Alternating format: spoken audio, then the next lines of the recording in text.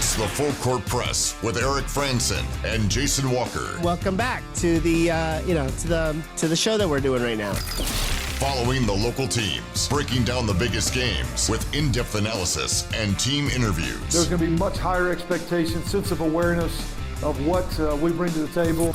Join the show by calling into 435-752-1069 or text 435-339-0321. It's the Full Court Press. Sproles, answer. Yes! Caught! Touchdown! They did it!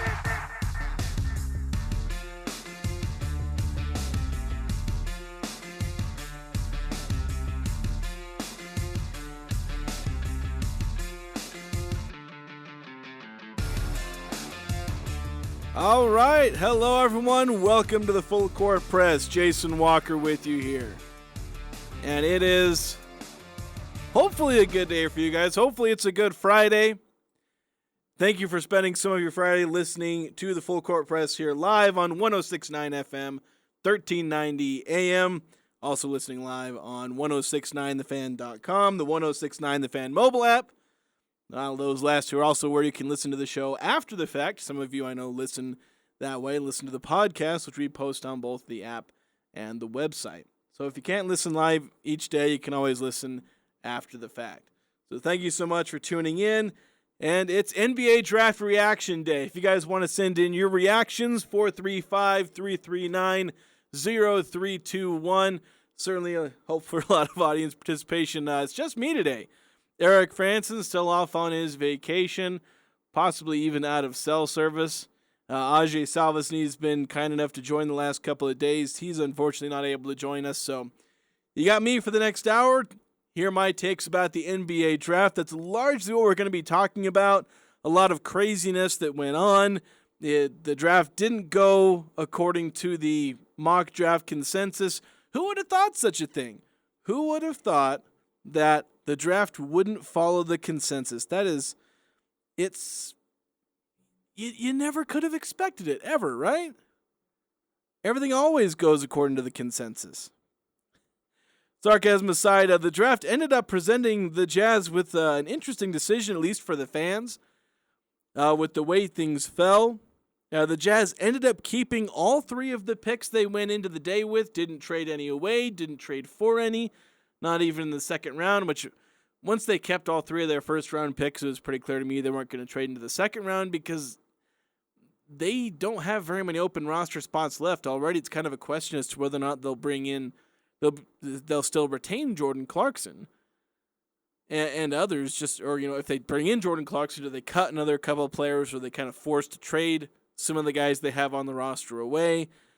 Because I think most everyone has at least a partially guaranteed contract that's on the roster, and you're looking like 13, 14 guys on the 15-man roster.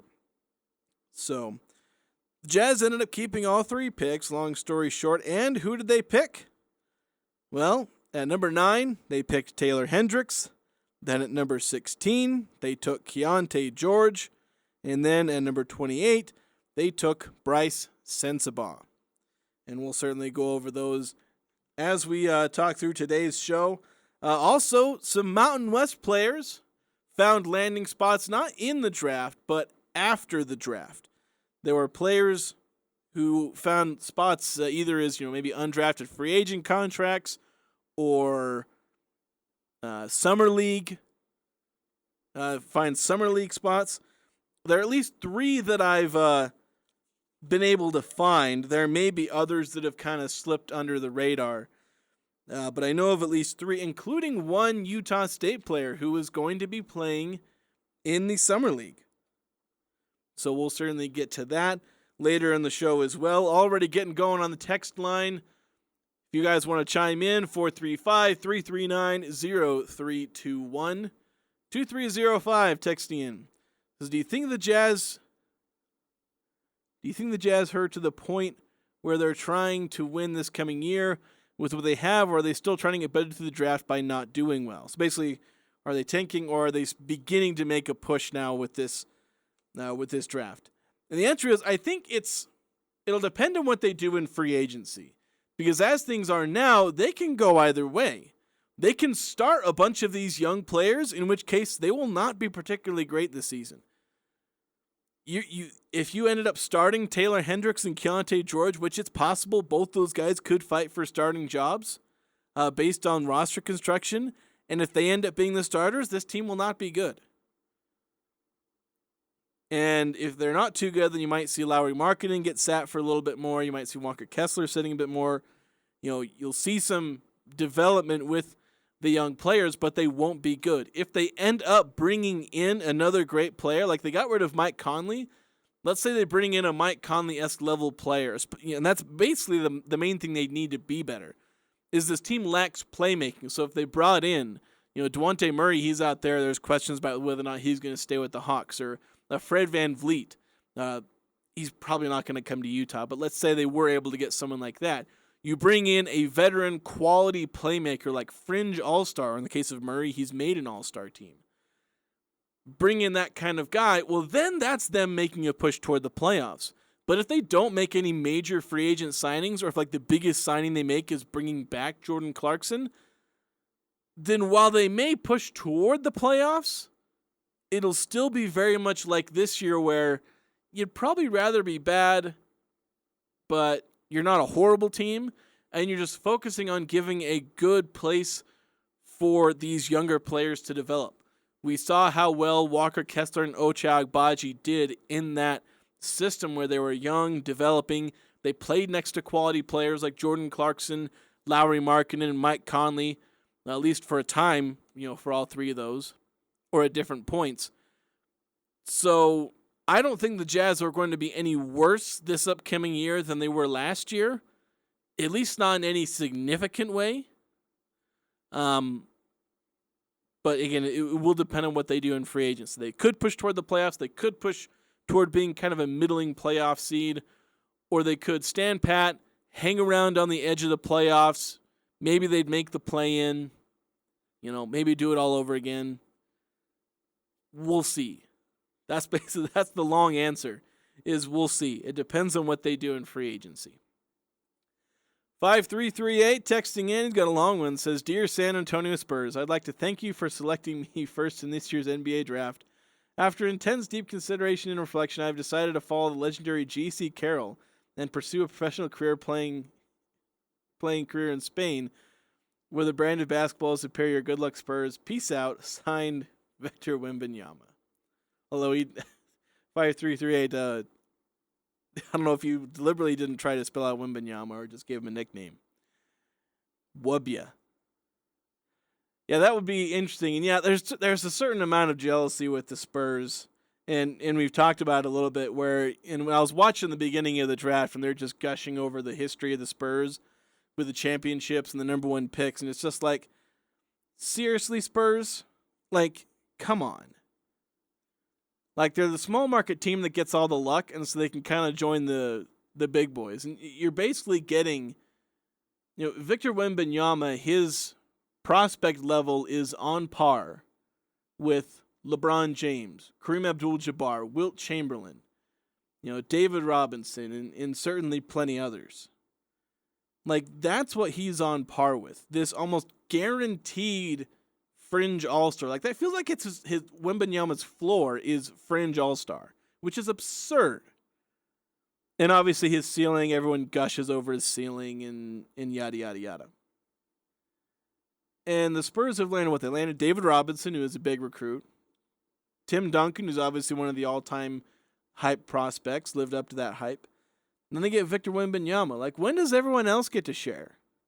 The Denver Nuggets, they never got that. They got the luck in landing a two-time MVP at 41 overall. That took stupid luck to get that.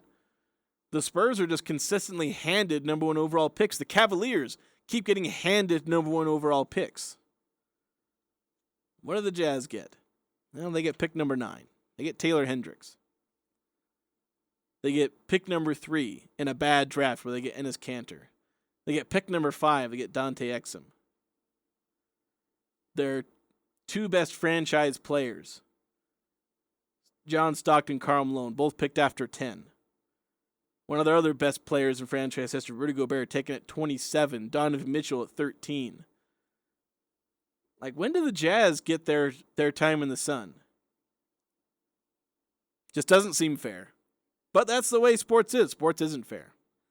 That's one thing you learn rooting for teams around Utah is that sports isn't fair. The college teams are rarely invited to the party. The pro teams are always ignored in their own leagues. But, hey, that's how it goes. Now, of course, for this draft, the Jazz were certainly kind of getting their day in the sun, at least in terms of draft grades. That's something we'll go over today. Media outlets loved the Jazz draft. Like, they liked the picks. They loved the overall, picks that the Jazz took, like as far as like the whole team grade. And I think some of that just comes from the fact that the Jazz had 3 picks and could basically fit anyone, any kind of prospect on their team. So I don't think any media outlet looking from the outside, like the Jazz would have had to completely bungle their draft to get even a below average grade. But with how much room, with how their roster was constructed, they could fit so many different types of players. And the prospects in this draft were all the kinds of prospects the Jazz could, pick and choose from, because there were plenty of big, versatile wings. There were plenty of, like, scoring guards. There were just plenty more, wings. There were all kinds of varying positions, and at every single spot the Jazz could have chosen. They could have chosen Taylor Hendricks, or they could have gone with a guard at number 9. They could have gone with a wing or a forward at 16, but they went with a guard at 16. They could have gone with a number of different things at 28, but they managed to get another wing. So certainly it would have been pretty tricky for the Jazz to not get a positive grade. But they ended up getting one of the best grades. Like overall, like when I look at the overall, like if I gave the team a GPA based off of, all the draft grades, it's dang near a 4.0. But I want to talk first about the number 9 overall pick, because this is the big one. This is the most important one. This is the one that you feel like the Jazz had to nail the most. Because it's the highest up. These are the prospects with the highest ceilings.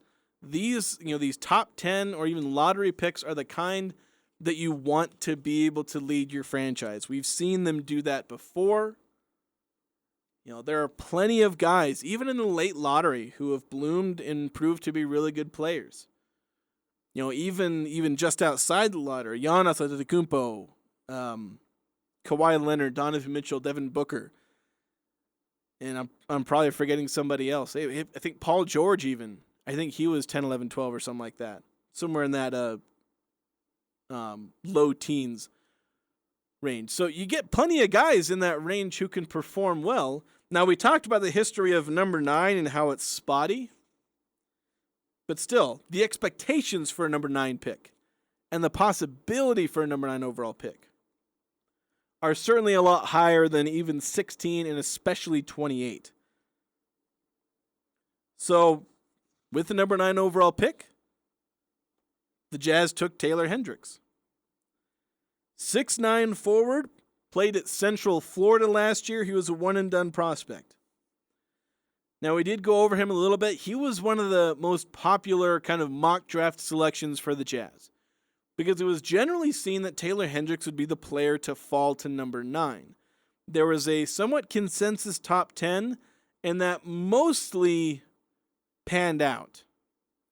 There's basically one exception. You had Victor Wembanyama, the Thompson twins, Jarace Walker, I'm forgetting, Brandon Miller, Scoot Henderson. You got those 2 guys as well.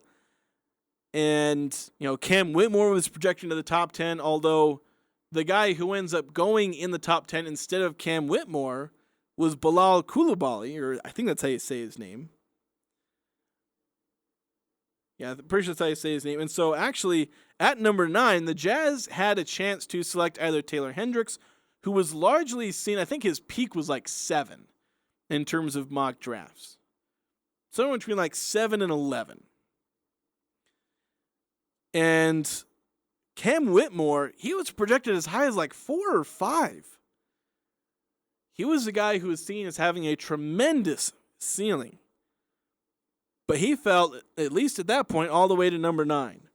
And so I was certainly excited. I'd begun to fall in love with Cam Whitmore. His ceiling, I really loved the ceiling. I've wanted the Jazz to take a high ceiling pick at number 9. Taylor Hendricks was seen as a consolation prize to me.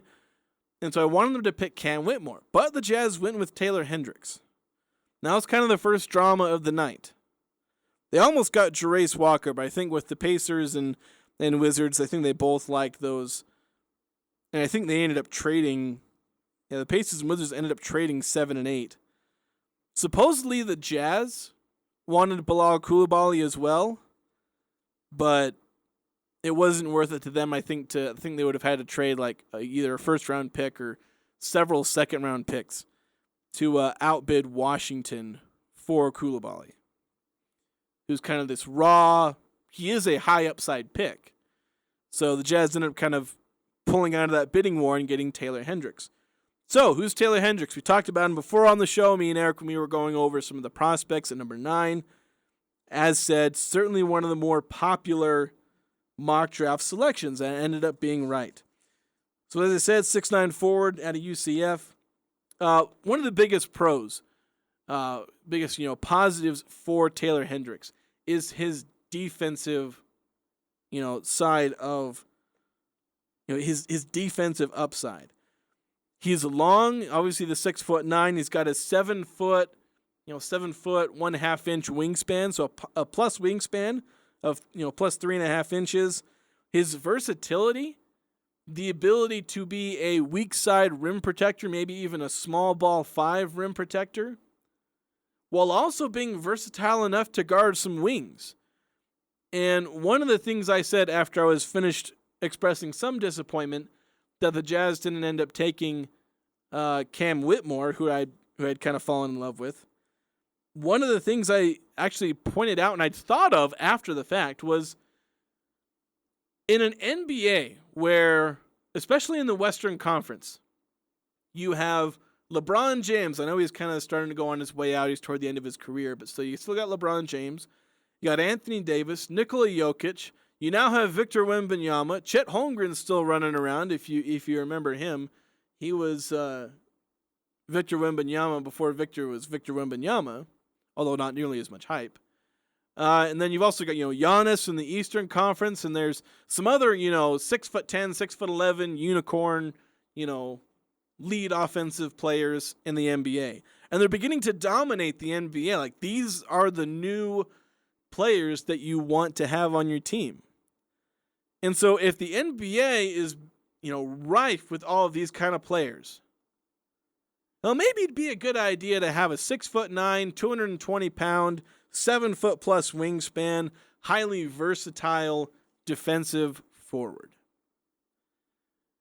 Is he a guy that's going to lead your offense? No. And in that sense, I'm a bit disappointed that the Jazz weren't able to land that. I don't want to project that onto Taylor Hendricks. And that was part of the hard part with me reacting to the draft, is there was some disappointment that I kind of wanted to express, but I don't want to express it at the expense of guys like Keyonte George, Taylor Hendricks, or Brice Sensabaugh. If I'm disappointed in anything, I don't want it to be in them. Because there's things I like about all those prospects, and they are all Jazzmen now. I want to cheer for them. But still, there is upside for Taylor Hendricks. I alluded to some of the cons, the potential negatives, and the big one really just is a lack of offensive upside, in that he's not going to be able to lead the offense. He's not a playmaker. He's not going to be doing a lot of the passing. He's not going to lead an offense with his scoring. The number one positive for him in terms of offense is his shooting. He's a great shooter. His 1 year at UCF, he shot 39.4% from 3. This is a guy who's going to be able to shoot threes. He's going to be an above-average three-point shooter for most of his career. So you get a lot of defensive versatility, inside-outside defense. You get some outside shooting. There is a worry about Taylor Hendricks' finishing, because at UCF, he was a poor finisher, especially for his size. So that's something to keep an eye on, is him improving his finishing inside, because you want Hendricks to be able to have inside shooting, around the rim, dump off passes, playing out of the dunker spot, pick and roll finishing, that kind of thing, and have the 3-point shooting. Now, you want to be able to have that instead of him being a weak finisher and that being a weak point in his offensive game. But in the end, you do have a guy who has some offensive usage, great defensive potential. It's a great pick in Taylor Hendricks. A solid selection. Obviously, there can be some disappointment that you didn't get a guy who you feel like can lead the team as an offensive creator. But you got a decent player. And at number 9, sometimes that's all you can ask for, because I went down the list of the previous number 9 overall picks. Just hope that Taylor Hendricks ends up being better than Denny Avdija, Kevin Knox, Dennis Smith Jr., Frank Kaminsky, Noah Vonleh, Trey Burke. Those are some of the players over the last 10 drafts since 2013 that have been taken at number 9. You can do pretty bad for number 9. So as disappointed as I am, I can be content with the Taylor Hendricks pick. And to be honest, if you look at the draft grades for Taylor Hendricks and for some of these others, they do give overall positive picks individually. And I'll kind of go into that next. I'm going to go over some of the other picks that the Jazz selected, Keyonte George and Brice Sensabaugh, but I'll also go over the media grades, what they thought. I've got draft grades for team by team and also pick by pick. There are a lot of people who do draft grades, so I had plenty to work with. But that'll be coming up next here on the Full Court Press. You want to text into the show, 435-339-0321. For more than a century, couples have shopped at S.C. Needham Jewelers. Known for a large selection of beautiful diamonds, we now have both natural and lab-grown diamonds. You're sure to find a diamond engagement ring that will fit your budget. The possibilities today are endless as you select the perfect ring. Show her you'll cherish her forever with a diamond, either natural or lab-grown, from the store where Utah gets engaged. S.C. Needham Jewelers, middle of the block, at the sign of the clock. Looking for a fun family activity? Bring your family down to Movie by the River on the patio at Riverwoods Conference Center. We will be showing the timeless classic The Sandlot, a family-friendly event brought to you by Riverwoods Campus, Lynn's Audio and Video, Lee's Marketplace, and McDonald's. Wednesday, June 28th, movie starts at 9 p.m. Bring your chairs, beanbags, or blankets. $20 per family or $5 per person. Includes popcorn, drink, and cookie. Wednesday, June 28th, 9 p.m. Purchase tickets at door. No outside food. Follow Riverwoods Conference Center on social media for more info. Forget the weather this summer with York Home Comfort Systems. Now's your chance to get local rebates, financing options, and industry-leading manufacturer-backed warranties on your new home comfort system. Plus, you can get up to $2,000 in tax credits with IRA 25C federal tax credit. Installing a York Home Comfort System's even more affordable. Maximize your savings and forget the weather this summer. Advanced Heating and Air Conditioning Showroom is west of DI. Online at advancedheating-ac.com. When it comes to home care, it's important to know you have a choice. If you or a loved one is in need of hospice or home health services, remember that Primrose Home Care and Hospice believes in treating the patient as well as the problem. We work directly with you and your doctor to create a health plan that's catered to your needs. Our team is devoted to providing options in the freedom and safety of your own home. Visit us at primrosecare.com or call to schedule a free consultation. Primrose Home Care and Hospice, your local hospice and home health provider since 2006. No matter what the conditions, DD Auto and Salvage can get your vehicle up and off your property. Now is the time to plan to make extra cash by calling DD Auto and Salvage and moving that old vehicle. Let them pay you for that junk vehicle. DD Auto and Salvage makes it so easy to get rid of your junker vehicles, paying you the most money possible. If you have metal, DD Auto and Salvage in Logan wants to pay you today. Call 787-1204. That's 787-1204 today. See store for details. Hi, this is Ashley with LSS Insurance. Medicare can seem complicated, but it doesn't have to be. Let us help. We'll answer all your questions and get you specific information that fits your needs. Medicare is not one size fits all. We'll help you find the right coverage for you. Call 752-9493. You can ignore the TV and the junk mail. We'll get you the exact information you need. We will help you access the benefits that are important to you. Call LSS Insurance at 752-9493. The Full Court Press on Sports Talk Radio, 106.9 FM, 1390 AM. The Fan.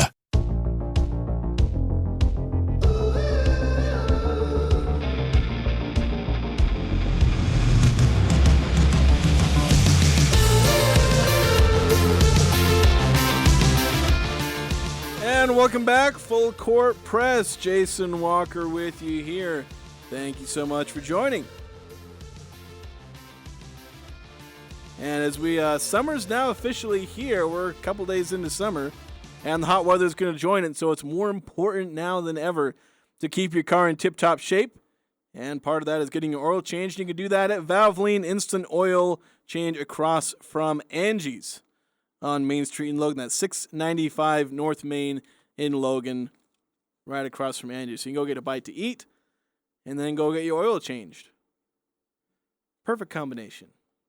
All right, so we're back. If you guys want to chime in on the text line, 435-339-0321. I know we had a caller try to call in, but unfortunately, if I'm on the air, it's hard for me to answer the phone. So the call during a break, I'll try to get you on the show. But it's difficult when I'm alone and I'm still a little new on the board. But 5338 chiming in, saying, "Hey, Spurs fans, I just rolled my ankle really bad. Signed, Victor W." Yeah, 5338, a little bit of extra salt there over the San Antonio Spurs. I already expressed my salt over the Spurs in the first segment. So, maybe I'm not one to talk about being salty over the Spurs. But still, I've been talking a lot about the NBA draft. We'll continue to talk about that with the Utah Jazz specifically. Looking over the next two picks, we talked about Taylor Hendricks in the last segment. We'll talk Keyonte George and Brice Sensabaugh. Obviously not nearly as maybe seen as impactful as number 9, that being maybe where you're supposed to try and hit a home run. But Keyonte George certainly interesting because a lot of Jazz fandom had begun to fall in love with Cam Whitmore, or at least saw him as a guy who was projected to go high, and then were wondering why the Jazz weren't capitalizing on the fact that Cam Whitmore fell not only to number 9, but he was available at 16. And it felt like it's inevitable. They're going to pick Cam Whitmore at 16. He fell. It's perfect. But the Jazz ended up taking Baylor guard Keyonte George. Kind of upsetting to some people, and myself. I wasn't exactly happy in expressing my own salt after that pick.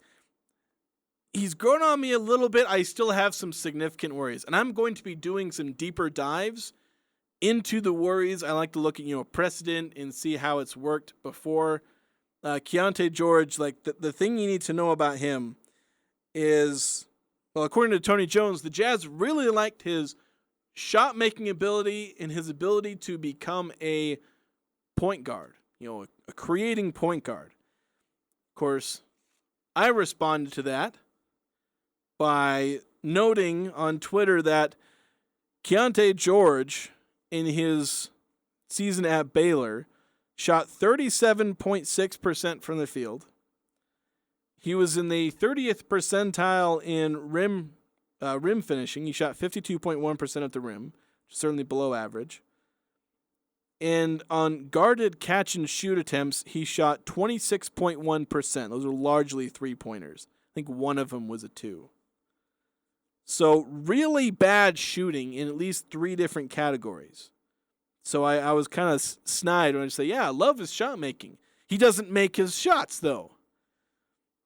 And that's kind of the thing, is that when you watch his film, you watch his highlights, you see a guy making a ton of tough shots. You see a guy taking all of the shots, step backs, mid-range pull-ups, getting to the rim, finishing with both hands, taking step-back threes. And you see him be able to at least take all of these shots, but you don't see him make, or I should say, in terms of looking at his stat sheets, he's not making them. There are 2 areas where he has shot well. He was an absolute knockdown on his unguarded 3-point attempts. So when he's open and you pass him to 3, he is a knockdown shooter, 46% from 3 in unguarded catch and shoot attempts, which is, if nothing else, a good sign. because it gives you hope that, he shot 26% when he was actually guarded. And that ends up coming out to his season percentage from three was like 33.8, which is a little below average, or I think right around average, actually, I think for college. So, I don't know, there's certainly some hope, I think, in maybe shot difficulty can be taken into account. But the thing is, just because a guy takes all of the shots doesn't mean he's going to be able to make them in the NBA. This was kind of the argument around Gigi Jackson. He was a name that a lot of people liked. He ended up going in the second round. He was a guy who took all of the shots. Mid-range, three, rim, shot poorly on all of them. Keyonte George was a not quite as bad version of Gigi Jackson, although he's shorter. Gigi Jackson's like 6'8", 6'9", plus wingspan. Keyonte George, 6'4". I didn't actually look at his wingspan. I assume it's a plus wingspan. So the thing with Keyonte George is this is kind of a home run swing. You're swinging as hard as you can on the guy, hoping that you can fix him, hoping that you can say, all right, you missed a lot of those shots in college, but we think you have potential to eventually make them. And this kind of comes down to the research I want to do is see, all right, how many people have shot this bad on this kind of volume and ended up being good?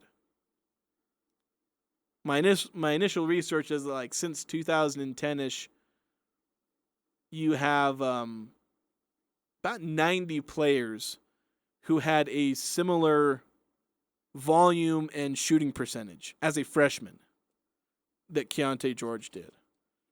Couldn't dive into all 90 of those players. That's something I'll be spending time on. Looking into 90 different players and seeing how well I did. The only a couple names I recognize. One of them was Kentavious Caldwell-Pope.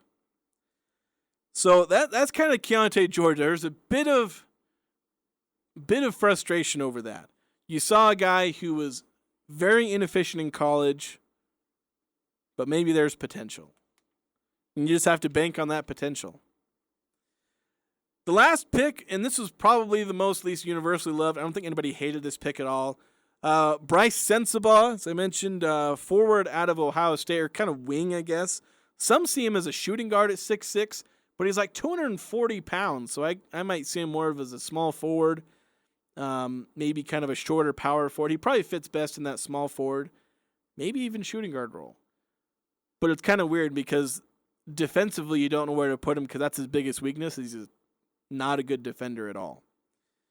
But starting off with the negative, move to the positive, he was absolutely elite in making shots. Talk about Keyonte George taking all the shots and missing most of them.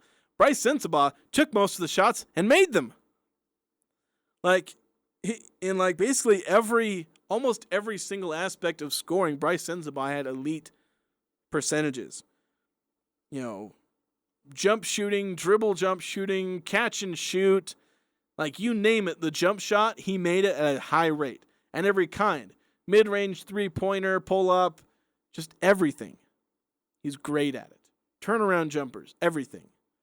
Brice Sensabaugh makes shots, and he did make shots at Ohio State. Did a fantastic job. His rim finishing was iffy. I didn't write down his percentage. I think it was somewhere around 55, 56%, which is mediocre to certainly below average, especially for a 6'6", seemingly athletic player. You'd like to see him finish a little bit more at the rim. You'd like to see him above that 60% rim finishing, but he wasn't there. So it's kind of one iffy spot, but everywhere else, absolutely elite. And that's what you'd like to see out of him. The reason he fell to 28, like I said, defensive concerns. Kind of concerns about how he'll fare off ball, which does make me worry about him just kind of busting out of the NBA because he's going to come in and he has to work off ball. He has to be able to, play in that role. And he's not played in that role, and he's not really built to play that off ball role. He's built to be a scorer. And he doesn't have the defense to keep him on the floor early as a rookie. Doesn't have the playmaking. He's just good at making shots. And you can really struggle at fitting into the NBA if you come in and you've been the guy at every level, little league, high school, college, and suddenly get to the NBA, everyone's better than you. Can Brice Sensabaugh fit into a role player's role and manage to work his way up from there? It's remains to be seen. But so those are the three, just kind of an early breakdown of those three players for the Utah Jazz. Taylor Hendricks, Keyonte George, and Brice Sensabaugh, the three newest members of the Utah Jazz. They actually did sign a kid out of Michigan State to a two-way contract, so technically four players joining the Jazz basically on draft night. Joey Hauser out of Michigan State, he's coming to the Jazz on a two-way contract. But coming up, we'll get some of the reactions from the fans, from the media. How was this draft viewed by the media and fans? Pick by pick, team by team, grades and all that coming up next here on the Full Court Press. Girls, us guys are always trying to score some brownie points, but we need all the help we can get. So dropping some subtle hints is helpful, such as your favorite food is Italian, you love the color green, and you want the ring from Jarek's Fine Jewelry, the place with the bright green cars on 930 North Main Street. Okay, so it might not be so subtle, but that's okay. Remember, we need the help. Make it special, make it Jarek's. Now remember, just tell him it's the place with the bright green cars.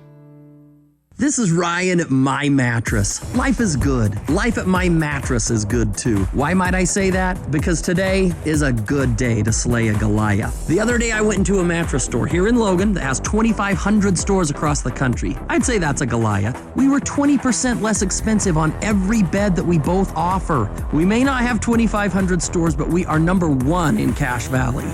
Better product and better prices. Isn't it time to sleep exceptionally? Only at My Mattress. Hello, I'm Zane Johnson, personal banker and operations manager at Cache Valley Bank. With nearly a decade of banking experience, I enjoy meeting new people and helping them with their banking needs. I have a reliable team who demonstrate the personalized attention and exceptional service you deserve. Come visit the Smithfield branch and ask for Zane, or give me a call to see what opening an account with Cache Valley Bank can do for you. I look forward to meeting you. Hablo Español, Cache Valley Bank, member FDIC. Vacations are just around the corner, as is the hot weather. This is Dustin with Valvoline and Snow Oil Change in Logan. Get your vehicle's oil change before you head out on that epic vacation. While you're here, we can recharge your AC so you're not melting in a hot car. Stay in your car while our trained pros service your vehicle. Valvoline Instant Oil Change, 695 North Main in Logan, across from Angie's. Also, we're so busy, we need some more help. Stop in and apply to work with us today. We offer bonuses and benefits after 90 days. Ah, the t-shirt. It's the unofficial clothing of summer. We all have a favorite t-shirt. The Logo Shop has custom screen printed over 1 million t-shirts for teams, clubs, businesses, family reunions, fundraisers, marathons, bike races. One-of-a-kind designs with creative graphics, even funny phrases. Whether you need a couple dozen or a couple thousand, the team at the Logo Shop will help with your one-of-a-kind design. From concept to creation. Order your custom t-shirts from the Logo Shop. The Logo Shop. The Logo Stop. The Logo Shop. The Murdoch Summer Tour sales event is here. At Murdoch Chevrolet, we're turning up the volume on savings. For those summer days with the windows down and tunes playing loud, Murdoch Chevrolet has the perfect ride to make your summer unforgettable. Right now, take up to $6,000 off or get 1.9% for 3 years on select new Silverados. When you walk through our doors, you feel like family. At Murdoch Chevrolet, in Logan and Woods Cross, or online at murdochchev.com. Chevrolet, find new roads. Call 866-628-3065 or see dealer for complete details. Offer expires 7/5/2023. The Aggies, the Jazz, the high schools, the Full Court Press on Sports Talk Radio, 106.9 FM, 1390 AM. The Fan.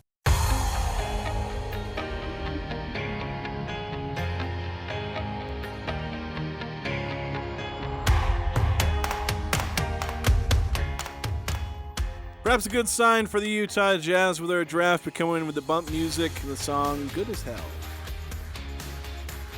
Hopefully that describes the Jazz's draft, which I guess brings us smoothly into the topic of media grades that were given to the Utah Jazz post-draft. They came out immediately. It's one of the favorites of the media. I mean, I participated in it somewhat. I write for SLC Dunk.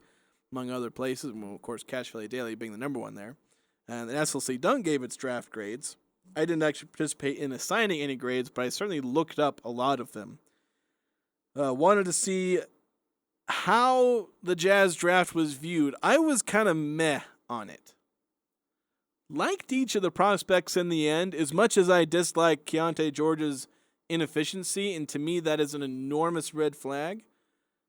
At least just based off what I can remember of prospects who are inefficient, and they don't magically fix inefficiency typically. Some have, though. Some certainly have. It'll be something to look into. But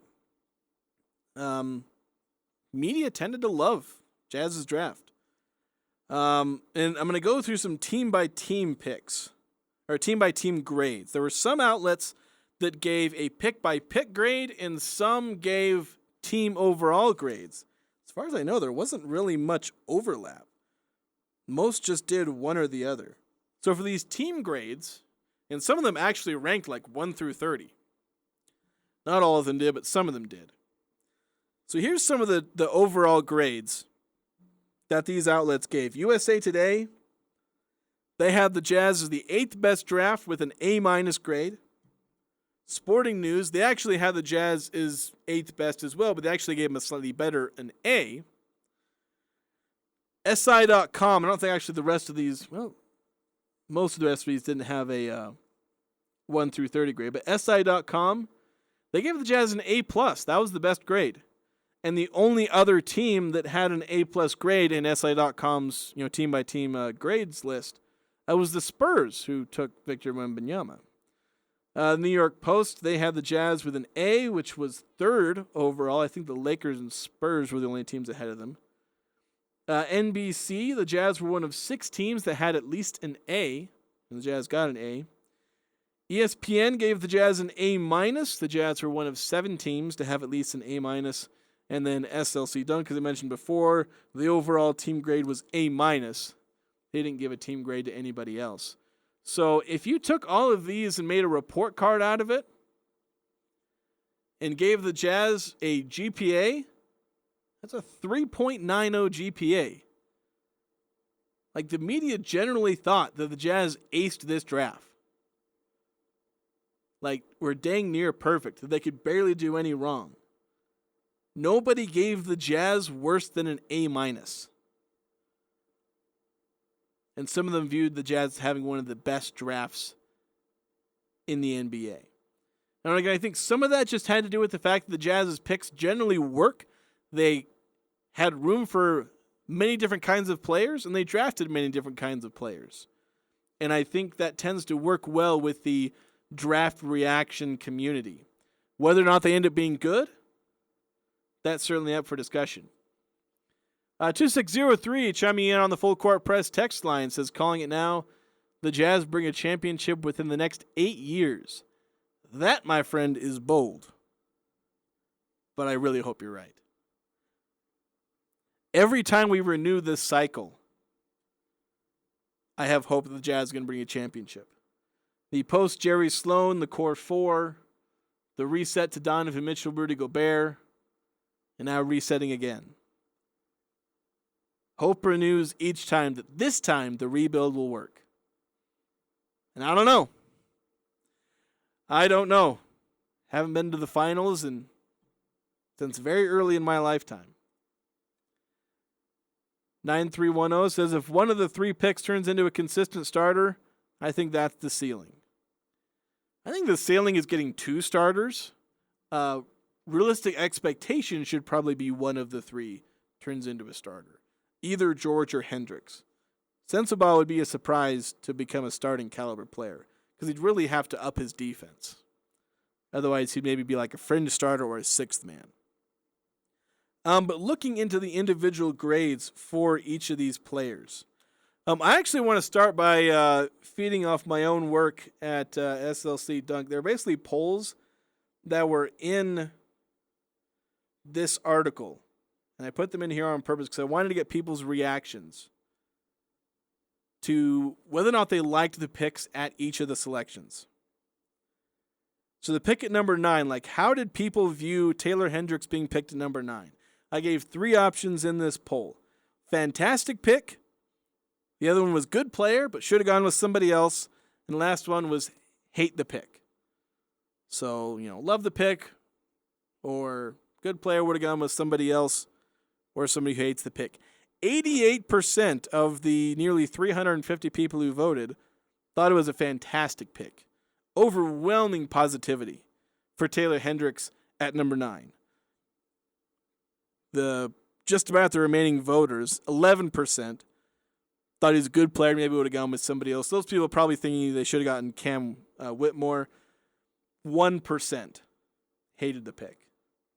So a lot of positivity with Taylor Hendricks. And if you look at the media, they generally thought the same thing. There's really only one negative grade that I saw with this, and that was actually from DraftKings, who thought that Taylor Hendricks doesn't fit with Lauri Markkanen.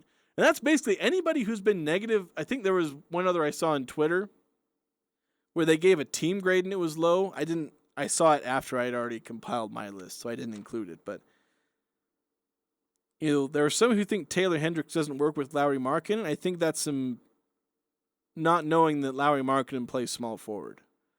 They see Markkanen listed at power forward and they think Taylor Hendricks doesn't work. But Markkanen and Hendricks can and will work together. So basically everyone except the one person writing who didn't understand the positions of Markkanen and Kessler thought that the Hendricks pick was great. Moving on to the Keyonte George pick. This one a little more controversial, but still fairly positive in this poll. I gave 4 options. One is a fantastic pick. Another was solid pick. One was hate the pick. And kind of a wild card, all caps, why didn't they take Cam Whitmore? Again, about 350 voters. 23% thought it was a fantastic pick. 49% thought it was a solid pick. So, right there, 72% either thought it was solid or fantastic. So overwhelmingly, people liked the pick. 5% said they hated it. 23% were frustrated they didn't take Cam Whitmore. And overall, I think this ends up projecting slightly more negative than the media, who actually, according to the report card that I built for this, Keyonte George was their best pick. Because the GPA that they got for Taylor Hendricks was 3.38. Keyonte George was 3.43. And spoiler alert, that's higher than Brice Sensabaugh. So a lot of the media loved the Keyonte George pick. Some even more so than Taylor Hendricks, although that DraftKings grade really drags Hendricks down. He probably would have been higher than Keyonte George were it not for that C that was given. Then finally, with the 28th pick, the poll, there's 3 options. Not really a good middling option, but there's fantastic pick, solid pick, and hate the pick. 48% thought it was a fantastic pick. 45% thought it was a solid pick. Only 7% seemed to dislike the pick. And generally, you had a lot of people give the Sensabaugh. There were 3 people who gave the Sensabaugh pick an A. There were a couple who didn't like it, and those are probably just people who didn't really like Brice Sensabaugh as a prospect, seeing him as he's only good for scoring, he can't do anything else, and it's hard to live in the NBA even if you have great scoring, if you don't bring anything else. That's kind of why I soured on Sensabaugh. I actually liked him initially in the process, particularly at 16, then I kind of faded on Brice Sensabaugh.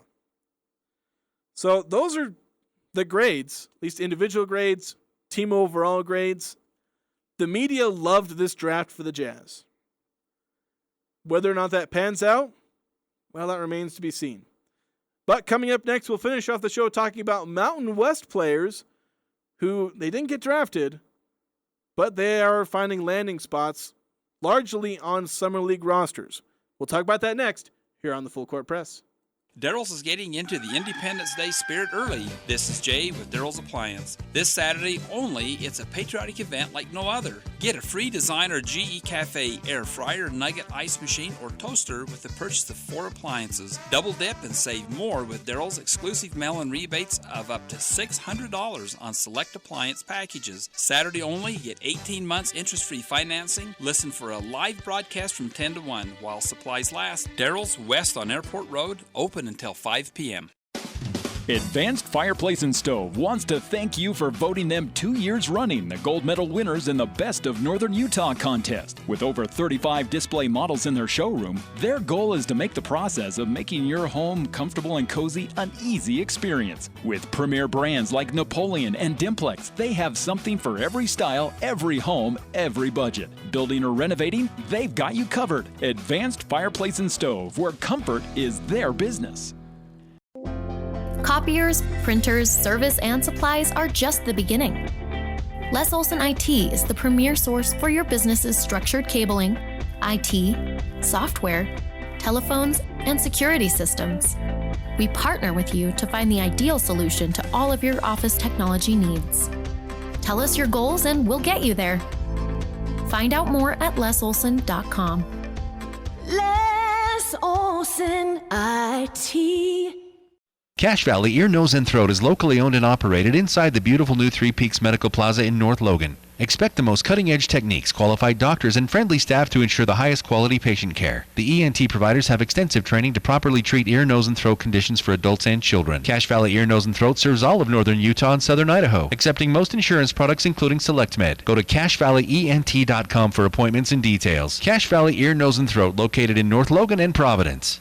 Experience Sunday brunch at Prodigy Brewing on Center Street. Churro French toast, beignets and berries, and everyone's favorite chilaquiles. A delicious combination of eggs, house-made enchilada sauce, tortilla chips, avocado, and pico. Brunch has an all-new meaning of tasty when you visit Prodigy Brewing. Served Sundays 10 a.m. to 4 p.m., Prodigy's atmosphere is vibrant, energetic, and friendly. Whether it's with family or friends, Sunday brunch at Prodigy Brewing is a delicious experience. Prodigy Brewing, exceptional food, extraordinary service, and family-friendly on Center Street in downtown Logan. This is The Odd Couple with Chris Broussard and Rob Parker. Jimmy Butler said he definitely believes that this Miami Heat team can go out and win a championship. I think they need to make some moves. They didn't have enough. And I think they got to get another star that's probably brighter than Jimmy Butler. With Chris Broussard and Rob Parker. Weeknights from 6 to 8 on Sports Talk Radio, 106.9 FM, 1390 AM. The Fan. It's the Full Court Press with Eric Franson and Jason Walker.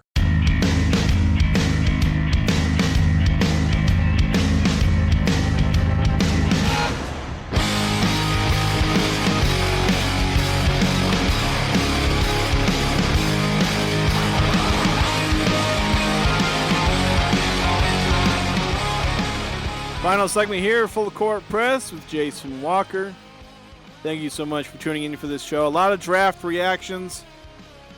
For me, at least, we'll probably get those from, we'll have Ajay Salveson on the show a couple times next week. And obviously, when Eric Franson returns, we'll be able to hear his reactions. But those will be upcoming. You'll have to stick with my reactions for the weekend, though. Plenty of draft grades being handed out by a lot of different people. 14 different outlets I found that gave some kind of grade to each of the Jazz draft picks. So, and most people generally like the draft picks. Some in Jazz Nation aren't super thrilled, but, I mean, picks 9, 16, and 28 aren't always going to yield the most superstar prospects. But, speaking of not necessarily superstar prospects, Mountain West players. There weren't any drafted. There weren't any expected to be drafted. But there are some former Mountain West players landing in likely Summer League rosters, including one Utah State player, and that's Taylor Funk. We saw one player turn pro from last year's roster. That was Dan Akin. He signed with a French league team, or a French team over in Europe, so he'll play basketball over there. Taylor Funk going to try and make his way into the NBA. Signed with the Miami Heat, he will play on their Summer League roster. Now, we've seen other players get their way into the Summer League.